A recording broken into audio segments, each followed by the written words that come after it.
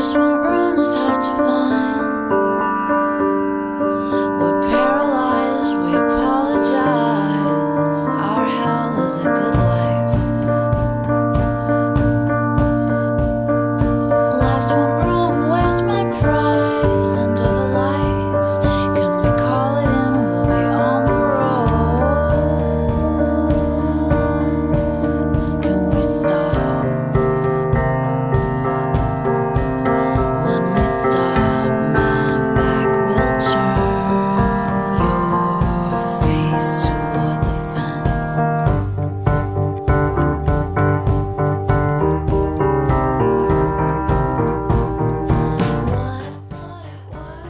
Toronto is a city of cultural diversity. 75% of all residents over the age of 15 are first and second generation immigrants. Between 2001 and 2005, the city welcomed 69,000 new immigrants and over 10,000 foreign students. Today, we will meet 3 such individuals. Hi, I'm Thomas. This is where I was born and raised, in a small town called Bruges, somewhere in the west of Belgium. Recently, I moved to Canada, planning to become a new Canadian. Hi, my name is Carmen. I was born in Tegucigalpa, the capital city of Honduras. Hi, my name is Heidi Nelson. I grew up in Brandon, South Dakota, in a town of 5,000 people. Villa kind of style, with a big garden. But then when I was 12, let's say I went to border school, so from 12 on I was living in a cell, let's say, first in a sleeping hall and then in a small room. Vast amount of land. Half log house that my parents built, and horses, cats, pets, everything. Farm, acreage, right next to my grandpa and grandma's, my best friends, and then my aunt and uncles, so I had miles and miles to grow. My house in Honduras, it's very green. My mother has like a green thumb, and she loves flowers and trees, and it's very wild-like. It has a lot of pine trees as well. The only people that live there is my mom, my dad, and me, because I'm an only child. There's 2 terraces, like that was really important in the design of my house. It was actually built with all the rock that was on the site. It's gonna go down for generation to generation. I share with 4 other people, so it's shared kitchen, shared bathroom, and my room is under the roof. It's a small room, but it has a nice window and a nice view. And nice light in the morning, nice sunlight in the morning, that's what I like. It's the smallest place I've lived in, and I like it. It's the first time I've lived alone also, which I like. But the space is, I can utilize all the space that's there. Our 3 guinea pigs were given the floor plan of a 1-bedroom prefabricated suite to customize as their hypothetical first home. They begin by selecting their ideal site for the module. This is my ideal space because it's close to downtown. I'm already living across the street, which I really like the neighborhood. It's vibrant, it's busy. And also,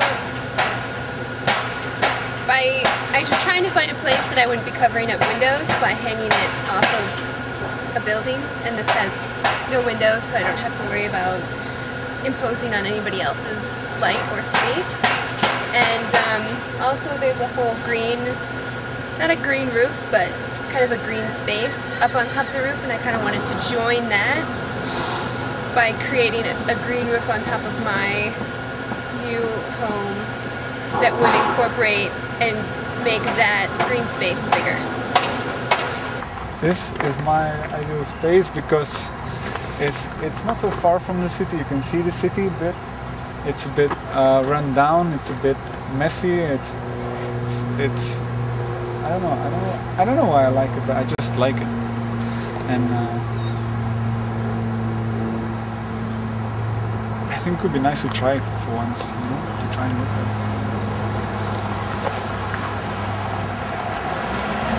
I picked to live on a rooftop if it were my ideal space.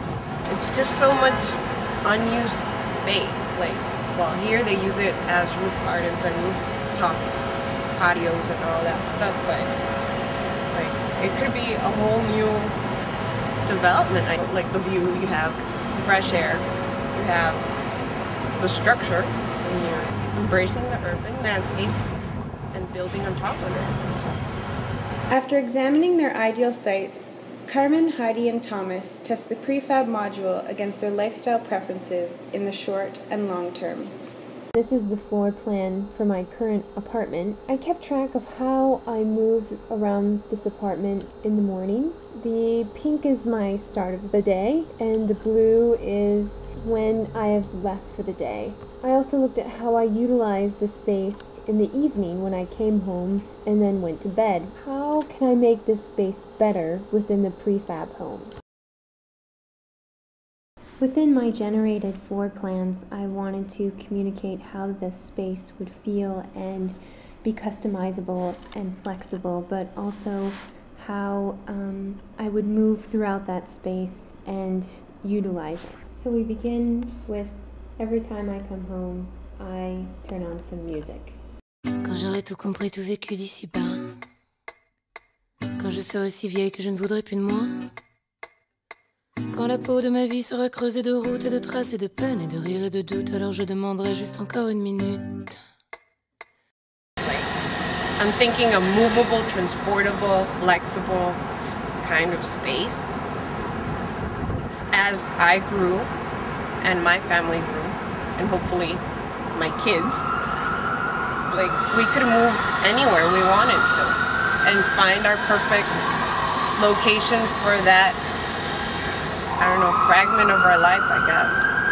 And I could be 2 years on a rooftop I really like, but then I could move, I don't know, to a lake and be there. Or be in the summer next to the park. I don't know if they let me do that, but I could try. And I don't know, just move it around everywhere. Pop, pop, pop, pop, pop.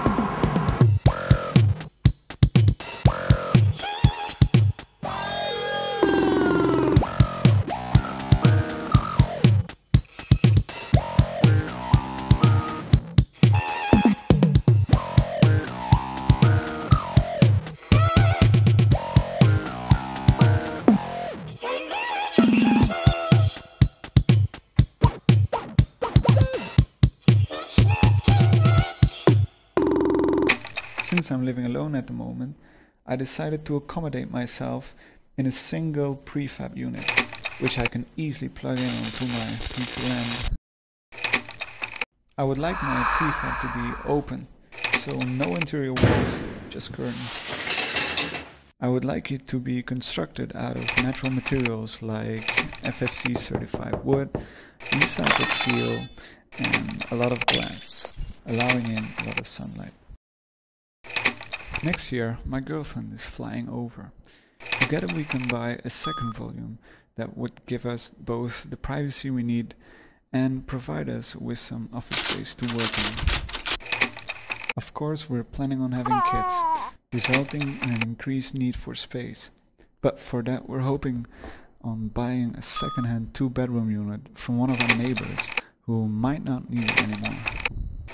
During the following years, we decide to upgrade our house with attachments that we purchase online, both from firms who are specialized in building customized upgrades, as well as from people who are selling modules they don't need anymore.